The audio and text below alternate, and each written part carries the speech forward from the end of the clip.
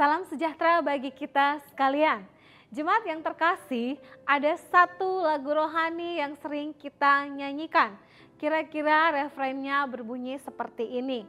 Ya Aba, Bapa, ini aku anakmu, layakkanlah seluruh hidupku.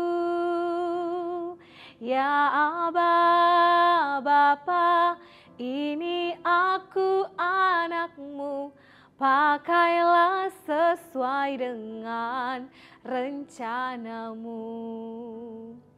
Lagu ini begitu mudah untuk kita nyanyikan dengan lirik yang indah, sederhana, tapi sebenarnya mengandung makna yang dalam. Ada pertanyaan yang saya ingin tanyakan bagi kita semua.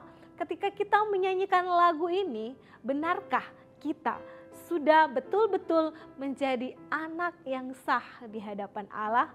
Saudaraku yang dikasihi Tuhan, menarik pertanyaan ini menggelitik bagi setiap kita.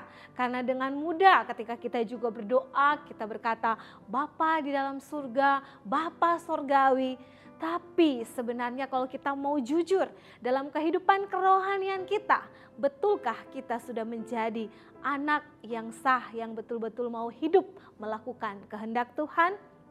Ibrani 12 ayat 7 berkata demikian, jika kamu harus menerima ganjaran, Allah memperlakukanmu seperti anak. Di sini kita bisa melihat bahwa di dalam status sebagai anak Allah, maka akan ada dua dinamika yang kita bisa lihat bahwa menjadi atau memiliki status sebagai anak Allah, kita bisa lihat yaitu secara de jure dan secara de facto. Secara de jure benar bahwa manusia diadopsi menjadi anak Allah lewat karya penebusan Kristus di kayu salib. Tetapi secara de facto kita bisa melihat bahwa tidak secara otomatis kita ini bisa memiliki sifat-sifat Allah dalam kehidupan kita. Dengan kata lain, ketika kita melihat ayat ini yang berbicara tentang anak, maka secara bahasa Yunani ini menuju kepada huios. Anak di sini mengandung arti sebagai anak yang sah, anak yang betul-betul mau dididik, dibentuk oleh Tuhan di dalam sepanjang perjalanan hidupnya. Dan sebaliknya, anak yang tidak mau taat ataupun anak yang tidak mau melakukan kehendak Tuhan, tidak mau dididik, tidak mau dibentuk, ini disebut dengan anak yang tidak sah atau anak yang gampangan. Saudara yang dikasihi Tuhan, kita ada dalam bilangan yang mana? Apakah kita ini adalah anak-anak yang sah atau kita justru adalah anak-anak yang tidak sah? Memang mungkin secara de jure kita disebut adalah anak Allah, tetapi secara de facto perlu dibuktikan, perlu diperlihatkan bagaimana kita memperagakan kehidupan yang boleh mencerminkan sifat-sifat Kristus dalam kehidupan kita setiap hari. Firman Tuhan pada saat ini mengingatkan bagi saya dan Bapak Ibu Saudara untuk kembali memikirkan hal yang sederhana ini. Betulkah ketika kita menjadi anak-anak yang sah, berarti kita sudah mau hidup dibentuk, kita mau diarahkan Tuhan, kita mau dituntun oleh Tuhan. Sekalipun memang menjalani hidup yang tidak mudah ini, tetapi kita terus berserah kepada Allah yang Maha Kuasa, kepada Bapa kita yang sempurna, kepada Bapa yang selalu memelihara hidup kita. Bagaimana caranya supaya kita mau sungguh-sungguh menjadi anak yang sah di hadapan Tuhan?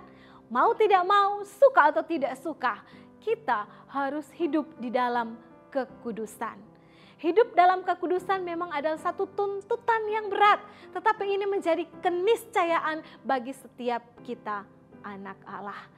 Saudara yang terkasih, mari kita belajar menjadi anak-anak yang sah, bukan anak yang gampangan.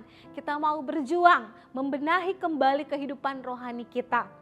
Kalau kita katakan kita adalah anak yang sah, maka kita juga harus berani bayar harga.